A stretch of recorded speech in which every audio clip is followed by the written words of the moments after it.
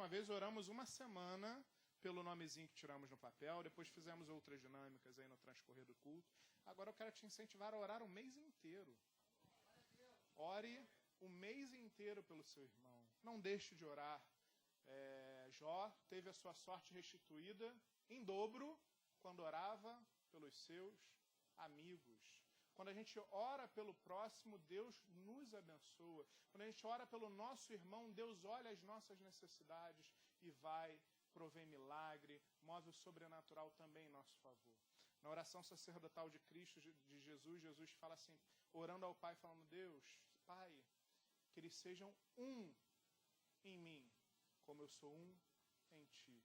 Igreja é unidade, igreja é família, igreja são pessoas sustentando a outras em oração, em amor.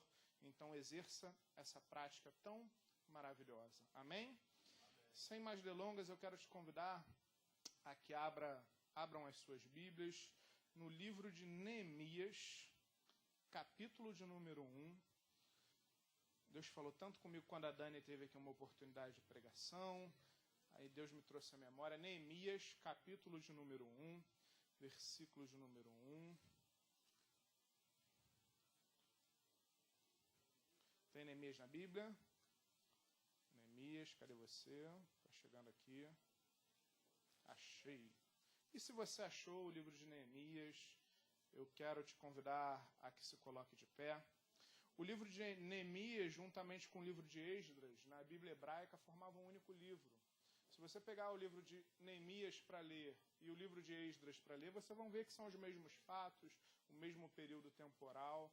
Inclusive na Septuaginta, quando da tradução do original para o grego koiné, também foi mantido esses livros como um só, e depois, por uma questão de facilidade, de didática, eles foram separados. Neemias, capítulo de número 1. Oi, antes de Jó? Está no finalzinho, ó. Não acharam ainda? Quem não achou diz assim, misericórdia.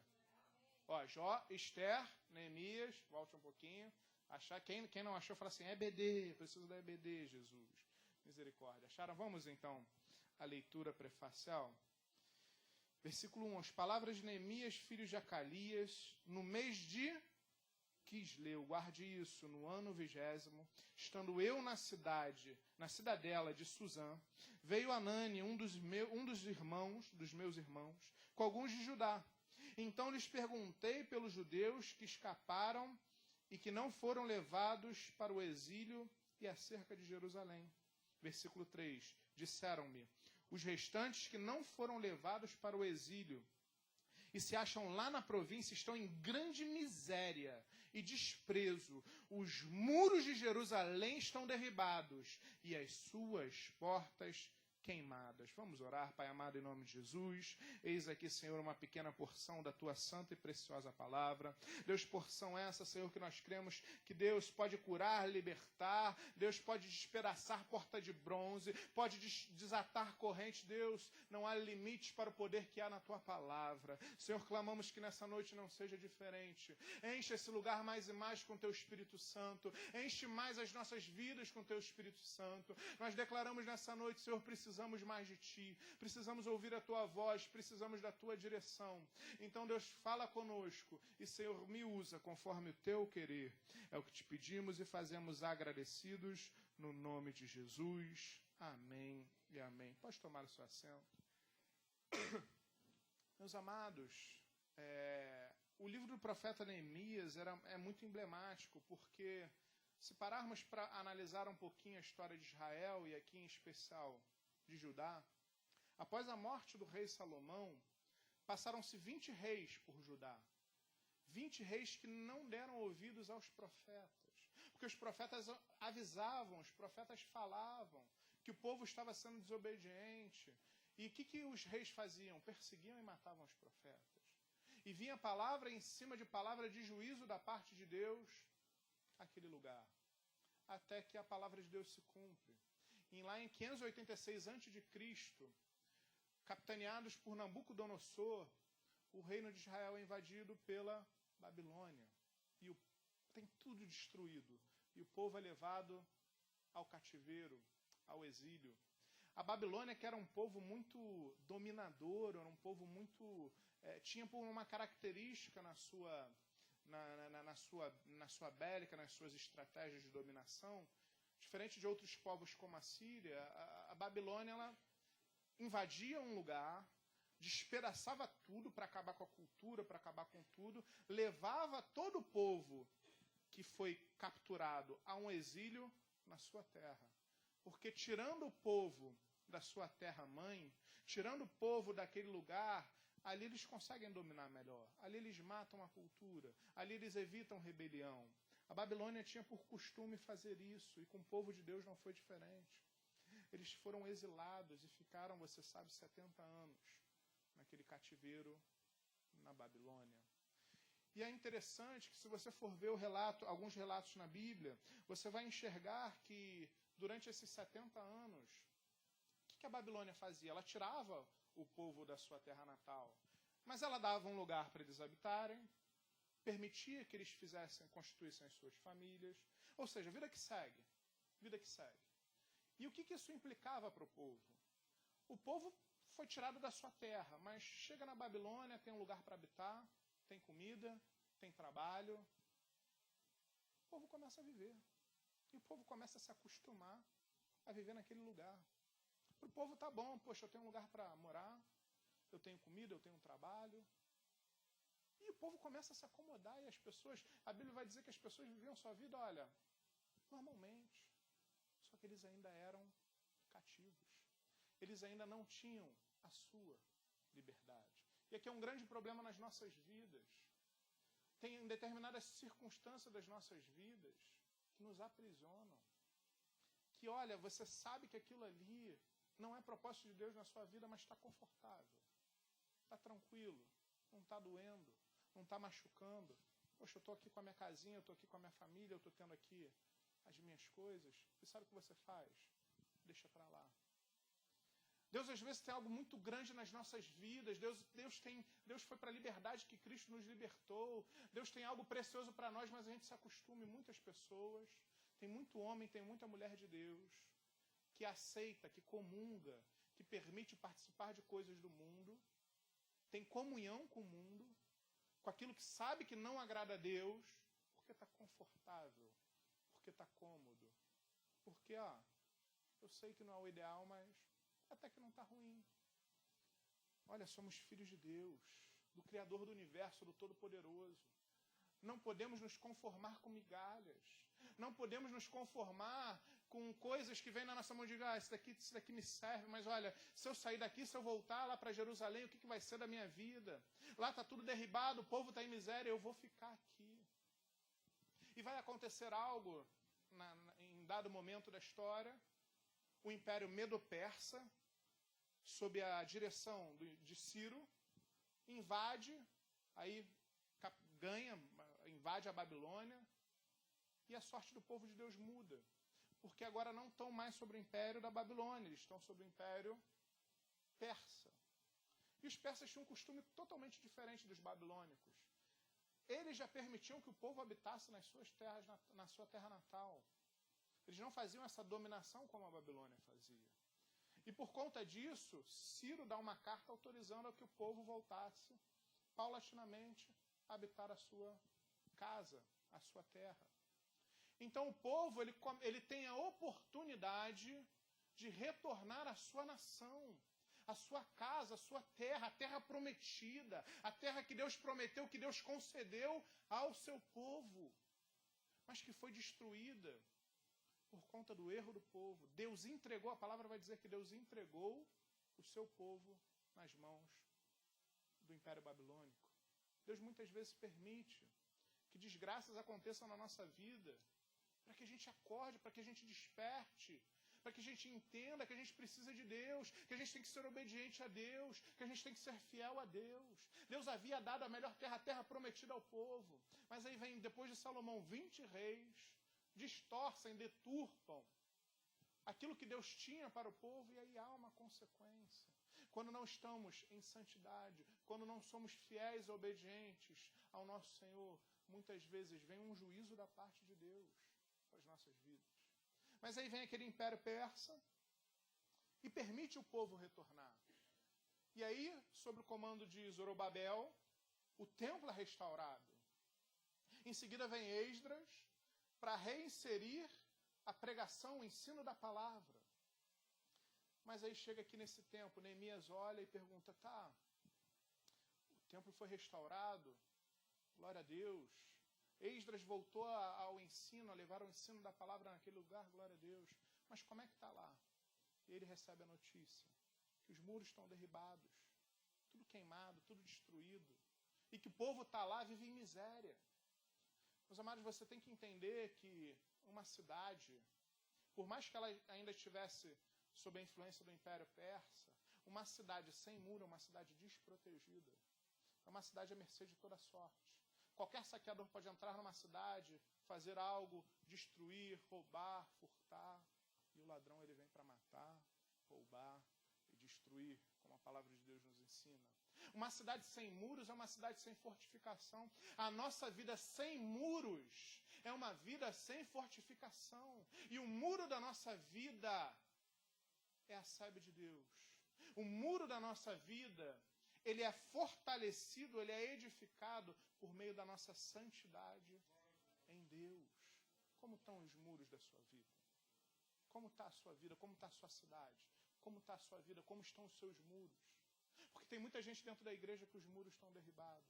Sabe o que aconteceu com o povo? O Império Persa permitiu que o povo voltasse. Muitos não voltaram, muitos ficaram naquele lugar onde tinham sido colocados cativos.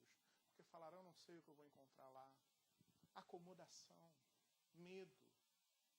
E na nossa vida, a acomodação, o medo, a inércia em tomar decisões, em fazer coisas da nossa vida, muitas vezes atrapalham da gente receber, da gente tomar posse daquilo de mais precioso que Deus colocou, de um projeto, de um plano, de uma bênção que Deus tem para a tua vida. Mas muitas vezes a gente se acomoda no cativeiro, a gente se permite ficar no cativeiro, tem medo de seguir adiante e perde aquilo que Deus tem para as suas vidas. Mas tinha um homem chamado Neemias.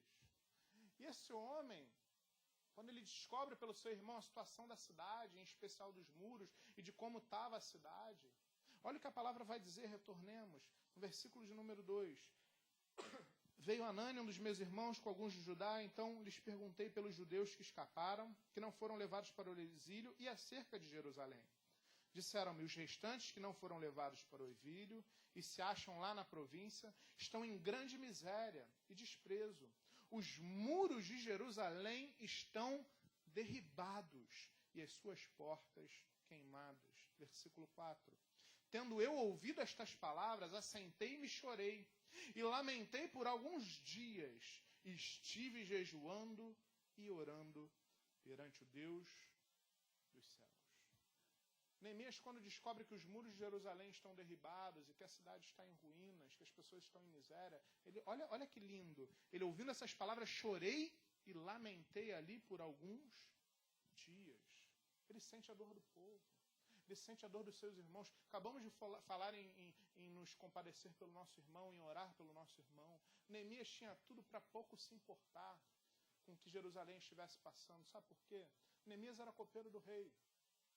E Neemias, como copeiro do rei, ele tinha algumas vantagens enormes. O copeiro do rei, naquele tempo, era um ofício de grande confiança. O copeiro, ele provava a comida do rei a fim de verificar se ela estava ou não envenenada, se o rei poderia comer ou não aquela comida. Então o rei, para outorgar a função de copeiro, tinha que ser alguém de muita confiança. Então Neemias tinha grande confiança, a grande confiança do rei. E não só isso, ele habitava no palácio. Ele comia a comida do rei, ele passava o dia com o rei, ele tinha tudo de bom e do melhor. Você acha que ele precisava se preocupar em como estava Jerusalém? Precisava, porque ele era um homem de Deus. E um homem de Deus, ele não olha só para o seu umbigo. Um homem de Deus, ele não olha só para o seu problema, porque a Bíblia nos ensina que o choro do meu irmão é o meu choro, a alegria do meu irmão é a minha alegria. E sobre esse olhar, Neemias vê, olha, ele começa, chora, lamenta por alguns dias, ele sente a dor, ele sente a tristeza, mas ele não permite a tristeza o abater. Ele não permite a dor o paralisar. E aí o que Neemias vai fazer?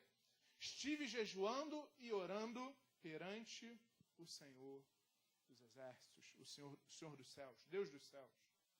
E aí eu te pergunto, não vale o Fernando, porque ontem aqui no culto da juventude conversamos um pouquinho sobre isso, daí até a motivação que Deus me deu de trazer à igreja essa mensagem nessa noite. Você sabe por quanto tempo Neemias orou e jejuou? Pergunta aí pro teu irmão aí, sabe? Pergunta aí, pode responder. Você sabe quanto tempo Neemias, 30 ou 40 dias, ó, o Júlio já fez aqui a oferta dele, 30, 40 dias de oração e jejum. E aí? Quem dá mais, quem dá menos? E aí, gente, vocês sabem? Quem é que sabe? Quem é que pode falar, pode falar. Não sabe? A Bíblia fala. Mas a Bíblia fala de um jeito que talvez a gente não entenda se não tiver atenção aos detalhes. Mas guarde um pouquinho, a gente vai entender. Já, já. Avance. Não vamos entender logo, senão a gente vai se perder. Volta para o versículo 1. Lembra que eu falei no início da palavra? As palavras de Neemias, filho de Acalias, no mês de Quisleu. Então guarde isso. No mês de Quisleu, Neemias soube, por meio do seu irmão, dos muros de Jerusalém derrubados, da ruína que tocava a cidade. Você conhece a história. Neemias, ele vai se achegar ao rei. Ele se achega ao rei, se apresenta ao rei. O rei olha para Neemias e fala, olha, seu semblante está triste. Olha só, vamos acompanhar então pule para o versículo de número 2, para o capítulo de número 2. Capítulo de número 2, versículo de número 1. No mês de Nissan, no ano 20º do rei Artaxerxes, uma vez posto vinho diante dele, eu o tomei para oferecer e lhe dei. Ora, eu nunca antes estivera triste diante dele. O rei me disse, por que está triste o teu rosto, se não está doente? Tem de ser tristeza do coração. Então temi sobremaneira. Por que Neemias teme quando o rei percebe que ele estava triste? Como eu disse ainda agora, o copeiro exercia uma função de confiança. Ele provava para verificar se a comida estava ou não envenenada. A vida do rei estava nas mãos do seu copeiro. Apresentar-se diante do rei triste, com um semblante modificado, com um estado de humor modificado, naquele tempo poderia ser considerado uma sentença de morte. O rei que visse o seu copeiro agindo de maneira diferente, distante daquilo que corriqueiramente ele faz, o rei poderia entender que aquele copeiro estava para o trair e o matava. Por isso que ele teme sobremodo. Quando ele vê que o rei percebe que ele está triste, ele teme pela sua vida e diz, vou morrer. O rei percebeu a mudança no humor. Mas para que você entenda, a gente vai voltar aqui com mais calma, mas só para você entender o tempo da oração de Neemias. E eu quero aqui começar falando sobre 4 pontos que eu enxergo em Neemias, no seu agir, quando ele descobre que os muros de Jerusalém estão derribados e ele toma a atitude de mudar a história daquela cidade, daquele lugar, onde ele reconstrói os muros, você sabe, em 52 dias. Aquilo que não fizeram em 90 anos, Neemias em 52 dias o faz. E o primeiro passo aqui, o que Neemias fez, que a gente acabou de falar? Estive eu orando e jejuando. Vamos entender quanto tempo? Versículo de número 1, a gente falou o quê? No mês de Quisleu. No mês de Quisleu, ele descobre que a cidade está derribada, os muros estão derribados e o povo está em miséria. E o mês de Quisleu, para o calendário judaico, como eu já falei aqui algumas vezes, o calendário judaico é diferente. O cômputo da hora do judeu é diferente. O dia não tem 24 horas. O dia começa com o nascer do sol e termina por volta das 6 horas e termina com o pôr do sol. O calendário, o cômputo do tempo deles é diferente. O mês de Quisleu é entre novembro e dezembro. Guarde isso. Então, quando ele descobre que os muros estão derribados, é entre novembro e dezembro. E ele começa a jejuar e orar, na verdade, buscando de Deus uma resposta, uma direção. No versículo número 1 do capítulo 2, que acabamos de ler, quando o rei percebe que ele está triste, e aqui adiantando o texto bíblico, o rei vai permitir, vai autorizar que ele saia do palácio e vá restaurar os muros, o rei olha, quando o rei percebe, no mês de Nissan. O mês de Nissan é entre março e abril. Se Se você entender então que ele descobre entre novembro e dezembro e começa a jejuar e orar, e quando Deus vem com a resposta é entre março e abril, você consegue denotar que pelo menos 4 meses ele esteve jejuando e orando ao Senhor.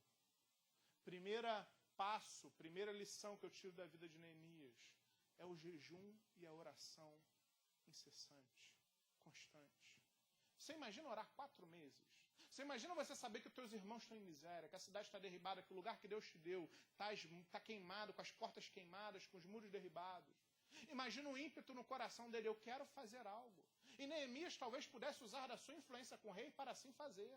Porque se ele é íntimo do rei, se ele tem um cargo de confiança do rei, ele poderia paulatinamente conversar, olha rei, poxa, lá em Jerusalém, as portas derribadas, o senhor não tem como ajudar.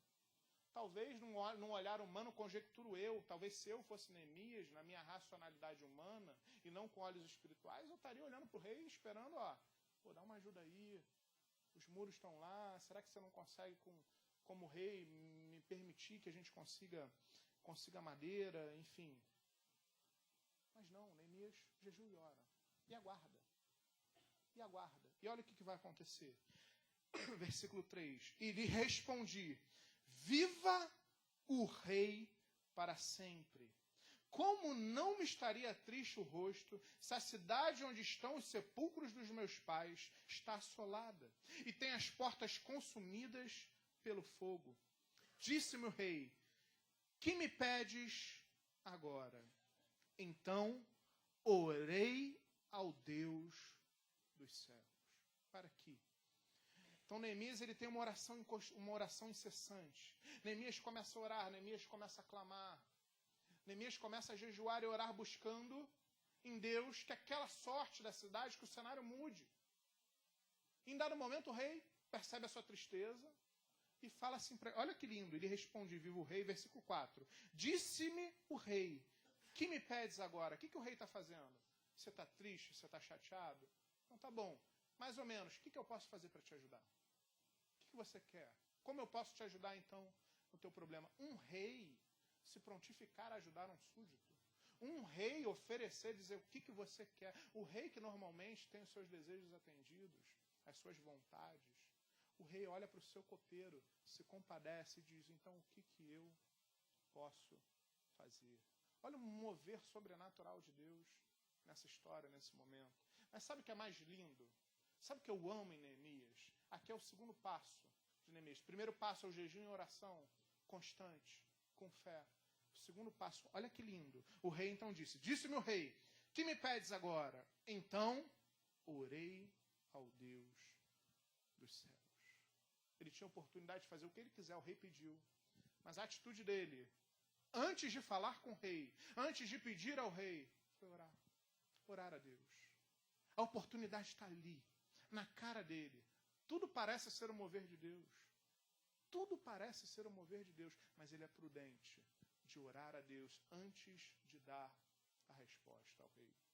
Isso é uma lição linda para as nossas vidas. Em primeiro lugar, a perseverança no jejum e oração dele. Em segundo lugar, a sabedoria. Porque a Bíblia vai dizer que Satanás se transfigura em anjo de luz. Ele engana, inclusive nós. Inclusive nós. Muitas vezes aquela oportunidade que aparece na nossa frente, você olha, é de Deus. Mas eu tenho orado por isso. Mas olha só, essa porta aqui é Deus abrindo. Você não tem o cuidado de orar.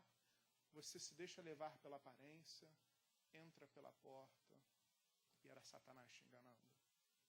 Era Satanás se transfigurando em anjo de luz para te enganar. Mas Neemias era um homem sábio.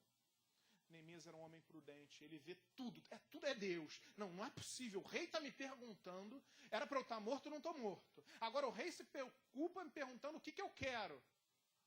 Vou responder. Não, vou orar. Vou orar. E você como é? E eu como eu sou? Meus amados, às vezes cai uma folha da árvore e você diz, é Deus, é a resposta de Deus. E vai. E vai. Somos ansiosos por natureza. O brasileiro e o cristão brasileiro, misericórdia, é o povo ansioso. Às vezes a gente vai fazer um aconselhamento, a gente ouve assim, alguma pessoa, não, porque isso... Né? Tá, mas você tem certeza que é Deus? Né? Sim, porque a folha da árvore caiu, quando eu pedi para a folha da árvore caiu. Poxa, que bênção. Mas ventou na hora, ventou, e caiu outras 300 folhas, talvez. Misericórdia. O povo precisa de um pretexto mínimo, de uma coisa mínima, para dizer é Deus, aí depois dá errado, culpa a Deus. Porque a gente não tem paciência de esperar, de orar, de ter o zelo. Eu fico pensando que essa oração de Neemias foi uma oração muito rápida. Porque assim, ele tinha que dar uma resposta para o rei. Ele não ia falar assim, Deus, rei, depois a gente conversa não. A oportunidade está ali. A oportunidade está ali. O que Neemias faz? Ele ora a Deus. Conjecturo eu, a Bíblia não é clara em dizer a resposta de Deus. Mas a Bíblia não fala de nenhum mover de Deus. A Bíblia não fala que o rei falou aquilo que Neemias esperava. Deus, que o rei fale isso, o rei vai falar aquilo. Ou então levanta alguém aqui que vai me cutucar e falar, Deus está nesse negócio. Às vezes a gente quer ouvir, né? A gente quer a direção de Deus, a gente, Senhor, vai na igreja, levanta um profeta para falar exatamente aquilo que eu quero, que eu vou entender que é o Senhor. Às vezes a gente quer sobrenatural, terremoto, fogo caindo do céu. E a Bíblia nos diz que muitas vezes a resposta de Deus, a presença de Deus, o agir de Deus, como foi com Elias, não é por uma brisa suave. Não veio pelo terremoto, não veio por nada absurdo, foi pela brisa suave. E a Bíblia vai também dizer, seja a paz o vosso árbitro. Muitas vezes aquela paz que vem no nosso coração, nos acalmando, no meio da tribulação, no meio do momento que a gente tem que tomar a decisão, é a resposta de Deus. E muitas vezes ignoramos essa paz, ignoramos a brisa, querendo algo maior, algo mais contundente, algo mais claro. Mas Neemias, aqui o segundo passo de Neemias, que eu acho lindo, ele não perde a oportunidade. Ele vê a oportunidade, ele pede a confirmação de Deus e ele vai e age. Versículo de número 5. E disse ao rei, Neemias falando, se é do agrado do rei, olha como ele tem trato, olha como ele é inteligente, se é do agrado do rei, e se o teu servo acha mercê em tua presença, peço-te que me envies ajudar a cidade dos sepulcros dos meus pais, para que eu a reedifique. Então o rei, estando a rainha sentada junto dele, me disse, quanto durará a tua ausência? Quando voltarás? Aprouve ao rei enviar-me e marquei certo prazo. E disse ao rei, se ao rei parece bem, deem-se-me cartas para os governantes da além do Eufrates, para que me permitam passar e entrar em Judá. E como também carta para Asaf, guarda das matas do rei, para que me dê madeira para as vigas das portas da cidade do templo, para os muros da cidade, para a casa em que deverei alojar-me. E o rei mais deu, porque a boa mão do meu Deus era comigo. Glória a Deus. Olha a atitude de Neemias, ele não perde a oportunidade. Ele ora, ele é prudente. Sentiu aquela paz, com certeza. Com certeza Deus tocou no coração, dando a direção. Isso vem de mim. Neemias se posiciona. Olha, se teu servo achou mercê, tal. E aí o rei fala, então tá bom, quanto tempo você precisa? Aqui não fala o prazo, mas Neemias deu um prazo. Olha, preciso de tanto tempo. Pela fé. Né? Porque reconstruir um muro, algo que em 90 anos ninguém fez. E aí ele vai pedir, olha que lindo. E o versículo de número 7. E disse ao rei, se ao rei parece bem, dê-me cartas para os governantes da além do Eufrates, para que me permitam passar e entrar em Judá. Agora olha o versículo 8. Como também carta para Asaf, guarda das matas do rei, para que me dê madeira para as vigas da porta da cidadela do templo. Ou seja, ele queria restaurar os muros. Então nas portas ele usaria madeira. Mas olha a visão desse homem. Para os muros da cidade e para a casa em que deverei alojar-me. Ele vai além. Ele, olha, eu preciso de madeira para a porta e para o muro, mas espera aí, eu também vou precisar de uma casa para me alojar. Então, olha, pede tudo direitinho. Ó. Eu quero a madeira para isso, para aquilo, agora eu quero a madeira também para a casa que eu vou me alojar. Meus amados, às vezes a gente mendiga. Às vezes a gente pede para Deus, Senhor, eu estou com fome. Que alguém se levante e me dê um ovo, uma comida, algo para comer. Às vezes a nossa oração é tão miserável, Senhor, eu quero um carrinho. Poxa, manda um fusquinha, tá bom. Manda um carrinho velho. A gente é tão miserável nas nossas orações para Deus. Isso é tão ruim.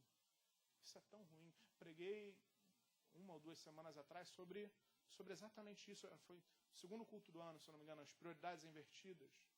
Quando aquele homem que era coxo está passando Pedro e João, ele vai estar na porta do templo, eles iam na hora nona orar, porque o povo judeu tem um costume lindo, estamos falando em oração, os mais assim assíduos, numa classe um pouquinho mais vamos dizer assim, ferrenha dos judeus, eles vão na oração 3 vezes. Vão para o templo 3 vezes orar, 9, meio-dia e 3 horas. E aí na oração das 9 ele encontra um homem, aquele homem era coxo. Eles veem 2 homens de Deus e pedem esmola. E aí eles falam, olha, ouro e prata não tenho, mas o que eu tenho te dou. Levanta e anda. Aquele homem pediu esmola. Estava passando um homem que podia mudar a vida dele, a história dele, porque eram homens de Deus. Aquele homem, ele era carregado e colocado na porta do templo, ele não conseguia andar. Ele não conseguia andar, mas o que ele pede para os homens de Deus? Esmola. Mas Deus foi misericordioso e deu a real necessidade para ele. Muitas vezes somos como esse homem, pedimos esmola para Deus. Não, olha, poxa, se eu conseguir a madeira aqui... Neemias era um visionário. Ele sabe quem é o Deus dele. Ele não vai só pedir madeira para a porta do templo. Ele não vai pedir só madeira para os muros. Ele vai pedir madeira para a casa que ele vai ficar. Olha a visão desse homem. Ele é um homem de oração, de jejum, mas é um homem de ação, um homem de visão. É um homem que tem que nos ensinar que, meus amados, temos que parar de pedir migalhas a Deus e temos que nos posicionar, pedir a Deus o melhor, porque Deus tem o melhor para nós. E aquilo que não for de Deus para nos dar, o excesso, aquilo que Deus não vai nos dar, mas cabe a nós como filhos pedir ao nosso Pai, abrir o nosso coração, pedir o que é melhor. Então não peça migalhas, seja inteligente no seu pedido. Às vezes a gente pede um emprego, Senhor, abre uma porta, mas olha, o que o Senhor abrir está bom. O que você não pede? Você fala, Senhor, olha, eu gostaria de trabalhar com isso. Olha, Senhor, eu quero a faculdade tal. Eu quero o curso tal no vestibular. Eu quero fazer isso. Meus amados, a gente faz uma oração tão genérica que aí, pedir e dar-se-vos-á. E Deus fala assim, pediu, mas você pediu muito, muito amplo. Como é que eu vou entrar com a especificidade? Deus sabe o que é melhor, mas muitas vezes Ele quer ouvir de nós. Ele quer conceder os desejos do nosso coração. E às vezes a gente não abre o nosso coração para Deus, a gente só abre metade. Olha, minha necessidade é essa, mas o que vier está bom. Aí Deus, tá bom, então vou te dar o que você está pedindo. Às vezes Deus tem algo tão maravilhoso para a gente pede a migalha. Muitas vezes acontece como aquele homem. Deus vai e atinge aquilo que ele precisava. Não deu a esmola, mudou a vida. Mas muitas vezes Deus vai permitir e dar aquilo que você pede. Neemias era um visionário, Neemias sabia quem era o seu Deus. E no final é lindo, porque ele fala, e o rei mais deu, porque a boa mão do meu Deus era comigo. A boa mão do seu Deus é contigo. A boa mão do meu Deus é comigo. Se a boa mão do seu Deus é contigo, dobra teu joelho e ora, e pede. Tenha ousadia, tenha intrepidez no seu pedido. Para de pedir migalha. Terceiro ponto aqui de Neemias, ele era um visionário. Ele era um estrategista, ele era inteligente. Ele sabia como pedir, como se posicionar. Como você tem pedido a Deus? O que você tem pedido? Meu amado, reflita um pouco. Deus tem o melhor para você. Não peça migalhas ao rei. Peça aquilo que você precisa. Abra o teu coração. Porque a palavra de Deus diz que um coração quebrantado, Deus não rejeita.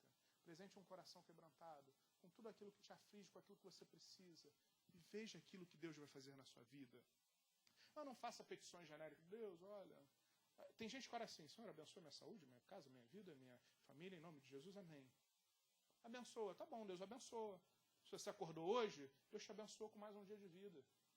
Às vezes você está precisando de um emprego, você está precisando disso, mas você só pediu, Senhor, me abençoa. Deus está te abençoando.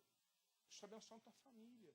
Ore, abra para Deus, seja um estrategista. Tenha inteligência até nas suas orações, nos seus pedidos. Neemias foi inteligente e conseguiu tudo aquilo que ele pediu. E a palavra de Deus vai continuar. Capítulo de número 3.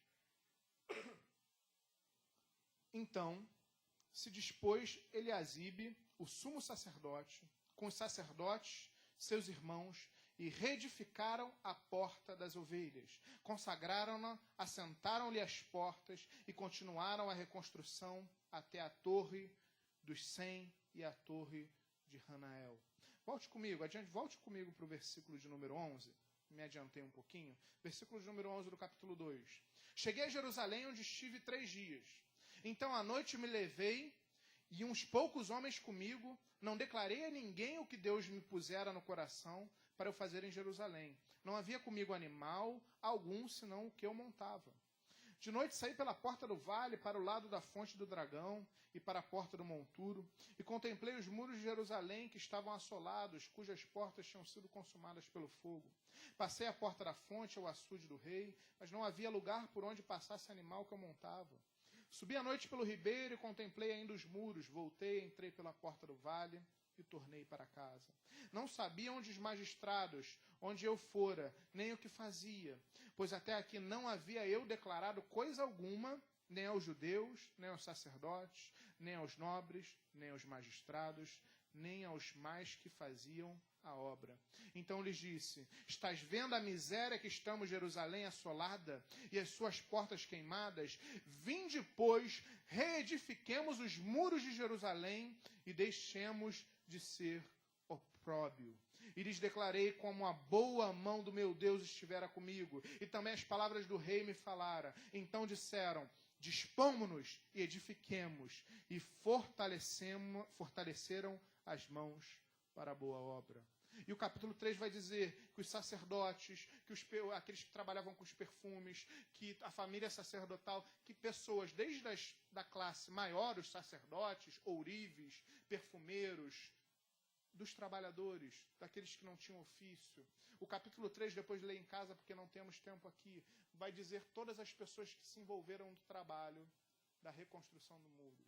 Neemias, ele consegue convocar, chamar do mais rico ao mais pobre, todos num único propósito. E aqui uma lição que eu tiro de Neemias, e que é uma lição que tem que ser valorosa para a nossa vida. Neemias entendia que ele não conseguiria fazer aquela obra sozinho. E você tem que entender que muitas vezes na sua vida há algo que você precisa, algo que você necessita, algo que você está orando, algo que você está buscando. Você não vai conseguir sozinho. E não é vergonha pedir ajuda. E não é vergonha pedir para que alguém te socorra. Não é vergonha pedir para que pessoas orem por você. Não é vergonha muitas vezes pedir ajuda de algo específico. Meu amado, às vezes as pessoas têm medo de abrir o seu coração na igreja. Como falamos, como temos trabalhado, fomentado a nossa rotina de orarmos um pelos outros. Porque, meu amado, a luta do meu irmão é minha luta. Se o Rodrigo está passando por algo, esse problema do Rodrigo é meu, eu vou me levantar para ajudá-lo. Eu lembro de Davi no final do seu reinado, quando ele já não tinha mais força, se levanta um gigante da tribo dos filisteus, da tribo de Golias, e ele se levanta, e Davi, a Bíblia vai falar, Davi estava muito fadigado, aí vem seu sobrinho e mata o gigante. Se Davi fosse à batalha sozinho, ele morreria. Mas aí Deus levanta uma pessoa que vai matá-lo. Aí depois os seus homens, os valentes de Davi, dizem assim, olha, a luz de Israel não pode parar de brilhar, a gente tem que lutar pelo nosso rei. E aí levantam-se gigantes. E aí um valente vai e mata um, aí outro valente mata e mata outro. Muitos gigantes se levantaram quando Davi estava fadigado. Ele não poderia vencer. Mas ele, como rei, permitiu ser ajudado. Permitiu que pessoas o ajudassem. Onde você precisa de ajuda? O que você tem precisado na sua vida? Meu amado, aqui estamos em família. Como eu disse, falo, reitero, a tua dor é a minha dor. Temos que nos unir como igreja para pelejar pela causa dos nossos irmãos. Então, não tenha vergonha de abrir o seu coração, de dizer, olha, eu preciso. Às vezes o que você precisa mesmo é desabafar, pedir um conselho. Mas, meu amado, entenda que muitas vezes você não vai conseguir vencer o gigante que se levanta, o problema que se levanta, sozinho. E não é vergonha alguma você pedir ajuda. Neemias pede ajuda a todos, a todos, a todos. E ele consegue mobilizar todos para que juntos fizessem uma obra. E em 52 dias, ele levanta os muros de Jerusalém, aquilo que ninguém fez em 90 anos. Juntos somos mais fortes. Fala para o irmão que está do seu lado, juntos somos mais fortes. A tua dor é minha dor, conta comigo. Fala para ele, conta comigo. Fala, isso é igreja, somos família. E para concluir essa empreitada de Neemias, vem o versículo 19. Porém, Sambalate, o Horonita, e Tobias, o servo amonita, e Gesem, o arábio, quando souberam, zombaram de nós e nos desprezaram e disseram, que é isto que fazeis? querer rebelar-vos contra o rei? Então lhes respondi, o Deus dos céus é quem nos dará bom êxito. Nós, seus servos, nos disporemos e reedificaremos. Vós, todavia, não tendes parte, nem direito, nem memorial em Jerusalém. Quando você entrar num projeto, quando você quiser mudar a sua vida, a sua história, a história da sua família, entenda, o inimigo vai se levantar. Aqui, quantos povos se levantam para desanimar Neemias?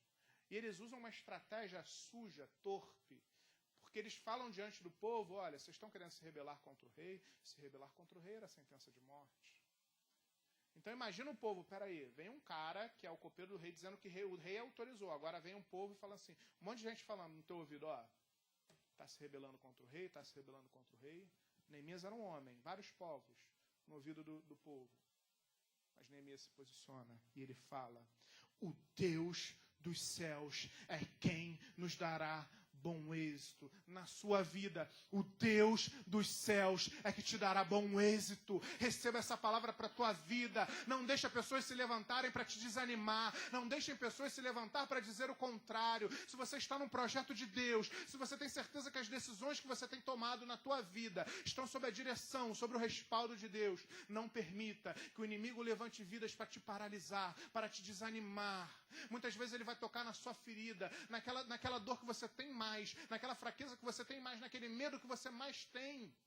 Ali ele toca no medo que o povo teria, mas Neemias, como homem de Deus, com autoridade, com intrepidez, fala ao povo, e o povo não dá ouvido àqueles homens. E o mais lindo que ele fala, e vocês não vão ter memorial nenhum aqui nesse lugar, vocês não serão bem-vindos nesse lugar, esse lugar aqui vai ser separado para aqueles que fizeram a obra, para aqueles que se colocaram diante de Deus, para aqueles que fizeram a obra do nosso Senhor. Eu quero te convidar a se colocar de pé, eu peço a ajuda dos ministros de louvor. Neemias, ele jejua e ora constantemente. Neemias, ele tem estratégia, ele não perde a oportunidade. E no momento que a oportunidade lhe aparece, ele ora. Quando ele sente a confirmação de Deus, ele executa. Neemias olha para o povo, mobiliza o povo, entendendo que não poderia fazer aquela obra sozinho. E por fim, Neemias não se deixa abater pelo inimigo se levantando, por pessoas querendo desestimulá-lo, por pessoas querendo falar para ele desistir, que ele não iria conseguir. Muitas vezes largamos projetos, sonhos de Deus na nossa vida, porque damos ouvidos à voz do mundo. Porque ouvimos, olha, faculdade para você? Não, tá doido? Você está velho, ou já passou do teu tempo. O que? Fazer isso? Trabalhar lá? Não, se contenta com o que você tem. Você está passando fome, não está? Deixa. O quê? Você está pretendendo fazer isso? Meu, olha, você está querendo dar um passo maior que a terra. Muitas vezes a gente parte de um projeto tão lindo. A gente vem com aquele fogo, com aquele desejo. Olha, eu vou fazer isso. Aí pessoas se levantam e falam, olha, acho que você está viajando. Você não está entendendo que isso é demais para você. Mas, meu amado, seja como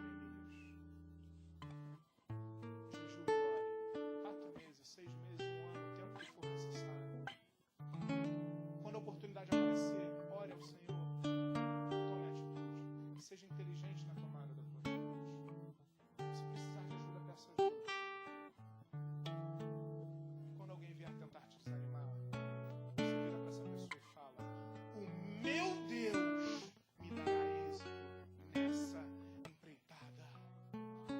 Deus te trouxe aqui para dizer que todos os seus projetos, tudo aquilo que Deus preparou para a tua vida, meu amado, ninguém pode tocar. O único, só existem duas pessoas, vamos colocar assim, que podem atrapalhar um projeto na sua vida. Deus, mas se Deus prometeu que vai atrapalhar. E você mesmo. Se Neemias tivesse dado ouvido à voz daquele povo, não teria desistido. Se Neemias olhasse para as dificuldades, o rei, eu posso morrer, agora já me escapei da sentença de morte, agora eu vou ter que pedir para o rei para me ausentar do palácio. Aí o rei dá. Não, mas agora eu vou ter que pedir madeira, carta de autorização para ser. O rei dá. olhar para o problema, se a gente olhar para a dificuldade, se a gente olhar para o quão difícil é a nossa caminhada, ou o projeto que Deus colocou, ou a empreitada que Deus tem para a tua vida, meu amado, a gente desiste. Mas quando nós sabemos quem nós somos em Deus, quando nós conhecemos o tamanho do nosso Deus, quando nós olhamos para o tamanho do nosso Deus, não para o tamanho do nosso problema, nós vamos adiante. Nós não desistimos. Eu quero te convidar a fechar os seus olhos. Neemias, em 52 dias, reestrutura, restaura os muros de Jerusalém. E eu quero perguntar como é que estão os muros da tua cidade. Como é que estão os seus muros? Talvez você esteja passando muitas dificuldades, muitos problemas. Muitas vezes Deus permite que esses problemas passem com um propósito maior. Mas muitas vezes os problemas que você passa, as dificuldades que você enfrenta, é porque os seus muros não estão fortes. Os seus muros estão derribados. O muro na vida do crente se chama santidade. O muro na vida de alguém que é homem e mulher de Deus se chama fidelidade a Deus, santidade a Deus. Se você deixar esse muro derribado, meu amigo, meu amado, minha amada, Satanás pode tocar na sua vida. Satanás não pode tocar na vida de um homem de Deus sem autorização de Deus. Mas se nós derribarmos o nosso muro, se nós baixarmos a nossa guarda, se nós não estivermos revestidos da armadura de Deus, como Efésios vai dizer, vem o dardo inflamado do inferno e atinge a nossa vida. Deus te chama nessa noite para você reedificar o muro da tua vida, para você reedificar o muro da tua família, o muro da tua casa. Então comece a clamar, Deus, o primeiro clamor, Senhor, perdoa os meus erros, perdoa os meus pecados, perdoa por todas as vezes que eu falei com o Senhor, que eu não fui fiel à tua palavra. E depois continue a clamar, Senhor, eu quero mais de ti, eu preciso mais de ti. Deus, em nome de Jesus, vem com o teu Espírito Santo me encher, me dá a tua direção. Começa a rejeitar todos os projetos, todas as empreitadas que não vêm de Deus. Pede para Deus colocar teu caminho. Rejeita tudo aquilo que vem do mundo. Rejeita tudo aquilo que, meu amado, tem te seduzido. Tudo aquilo que tem te afastado de Deus. Tudo aquilo que tem te afastado da tua comunhão com Deus. E assim, passo a passo, o teu muro será reedificado. Comece a clamar. Comece a buscar a reedificação do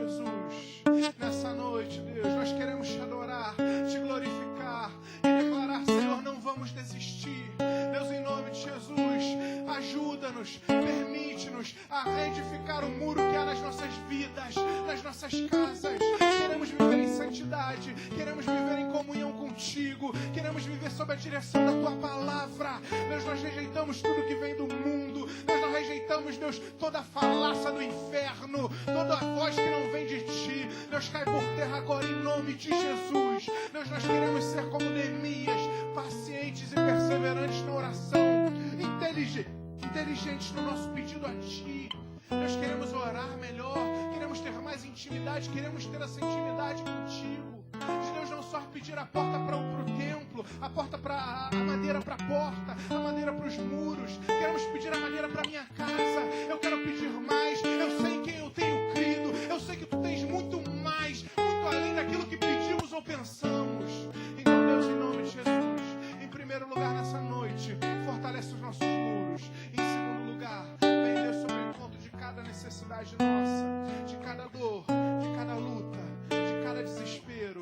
Que, Deus, quando vier o dardo do inimigo, o nosso muro esteja forte. Quando vier o inimigo tentando se opor, tentando nos fazer desanimar, nós vamos declarar que o meu Deus me dará êxito. Sairemos daqui declarando: o meu Deus me dará êxito nas minhas batalhas. Muito obrigado, Senhor. A igreja ainda de olhos fechados. Precisamos reedificar o nosso muro. E o início da nossa reedificação, o início do fortalecimento desse muro passa por uma oração muito específica. Meus amados, eu não sei como está a sua vida, eu sei como está a minha. Eu vinha de uma outra religião quando entrei nas portas da Nova Vida da Tijuca. E orava a Deus e olha quantas vezes Deus me respondeu.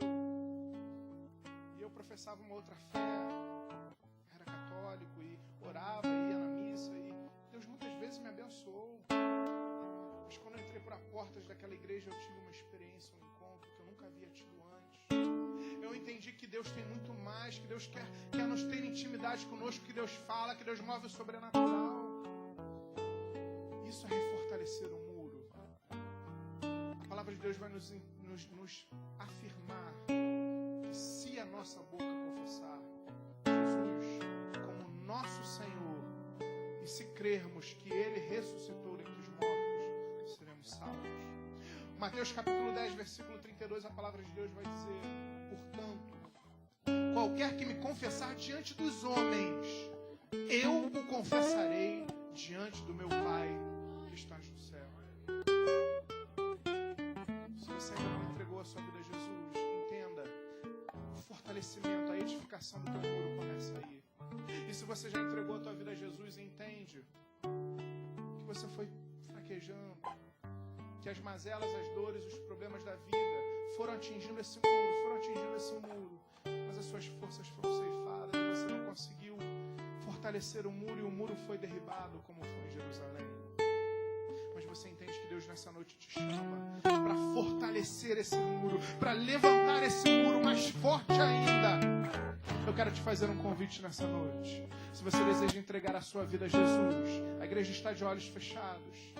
Se você deseja entregar a sua vida a Jesus, fazer essa oração que mudou a minha vida há 10 anos atrás, que muda a vida de tantas pessoas, ou se você deseja, num ato de fé, entendendo que precisa reestruturar esse muro, a tua aliança com Cristo, levanta a sua mão direita bem alta. Eu quero fazer uma oração pela sua vida. Glória a Deus pela sua vida, glória a Deus pela sua vida. Se você deseja essa oração, eu vou fazer mais uma vez esse convite. Declarar o senhorio de Jesus sobre a sua vida e declarar que Ele é o seu Senhor e pedir: Senhor, toma conta da minha vida, eu te recebo como meu Salvador. Ou se você deseja restaurar o teu muro, levante sua mão direita bem alta. Eu quero orar pela sua vida. Não há vergonha. Quero te convidar a que venha aqui à frente. Eu quero orar por você. Quero fazer uma oração especial pela sua vida. Meu Deus, tenha certeza que essa oração ela tem o maior poder que a Bíblia vai dizer. Nós não cremos que orações tenham poderes específicos. Algumas religiões impõem, por exemplo, o Salmo 91 como um salmo de guerra, como isso é bênção, mas essa oração é a única oração que a Bíblia vai dizer que faz algo diferente na nossa vida. Quando aceitamos Jesus como nosso Senhor e Salvador, o Espírito Santo vem sobre as nossas vidas. Eu quero te convidar, feche seus olhos. Repita comigo essa oração. Pai amado, em nome de Jesus, eu te recebo como meu único e suficiente Salvador.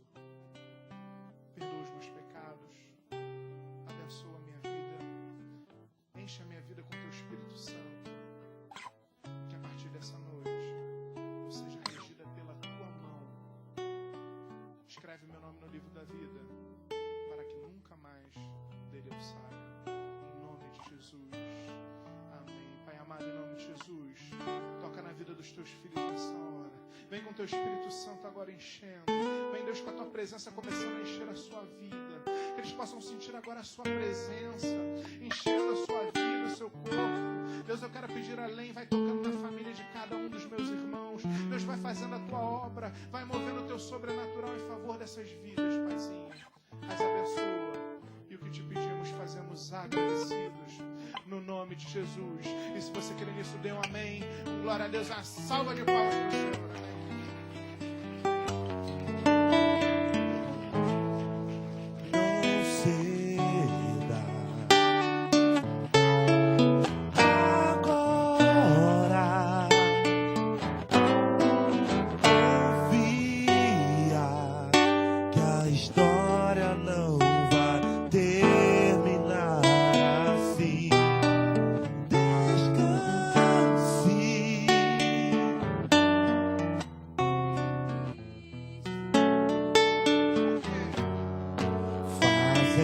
Assim você será muito feliz. Glória a Deus, dê mais uma salva de palmas.